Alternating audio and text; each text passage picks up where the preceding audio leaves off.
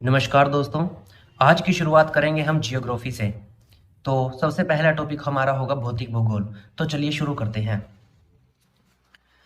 Hecataeus को भूगोल के जनक कहा जाता है, जिनकी प्रसिद्ध पुस्तक जेस पीरियोडस है।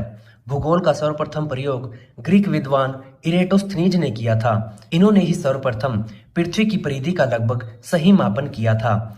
फ्रेडरिक रेटजेल को मानव भूगोल का पिता कहा जाता है, जिनका प्रसिद्ध ग्रंथ एंथ्रोपोजियोग्राफी है। अरस्तु ने सर्वप्रथम पृथ्वी को गोलाकार माना था। एनेक्सिमेंडर प्रथम व्यक्ति था जिसने विश्व का मानचित्र मापक पर बनाया था। सूर्य सिद्धांत में भूगोल शब्द का प्रयोग किया गया था। आर्यभट्ट ने चंद्र ग्रहण का कारण चंद्रमा पर पृथ्वी की छाया पड़ना बताया था। देखिए, जैसे ये चंद्रमा है, ये पृथ्वी है और ये सूर्य है। जब सूर्य का प्रकाश पृथ्वी पर पड़ेगा तो ये प्रकाश चंद्रमा तक नहीं पहुंच पाएगा, जिस कारण पृथ्वी से चंद्रमा पूरा दिखाई नहीं देगा और इसे ही चंद्र ग्रहण कहा जाता है।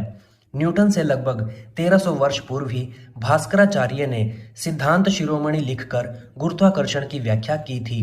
तो सिद्धांत शिरोमणि पूछ लिया जाएगा कि किसने लिखी है, तो भास्कराचार्य ने। अब बात करते हैं ब्रह्मांड के बारे में।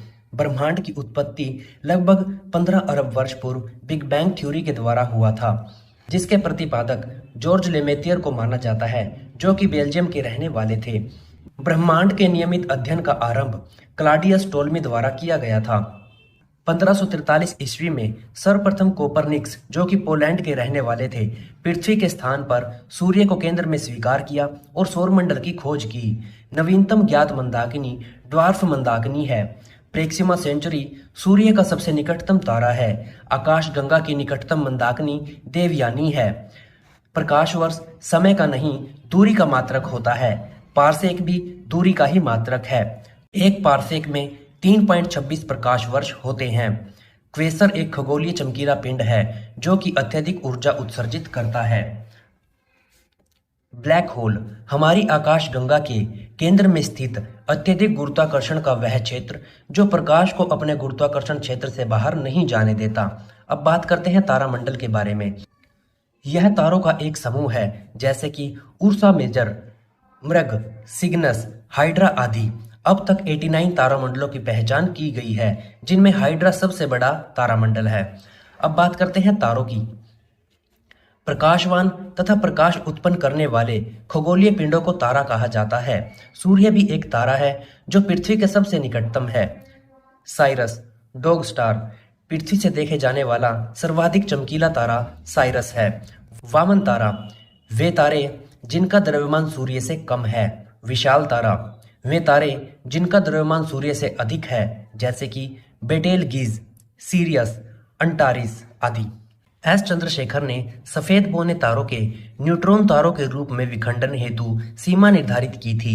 चंद्रशेखर सीमा से अधिक द्रव्यमान वाले सफेद पौने तारे न्यूट्रॉन तारे या फिर ब्लैक होल में बदल जाते हैं। नोवा, वह तारे जिनकी चमक 10 से 20 मैग्नीट्यूड तक बढ़ जाती है। सुपरनोवा, जब तारे की चमक 20 मैग्नीट्यूड से अधिक बढ़ जाती है तो वो सुपरनोवा तारा कहलाता है।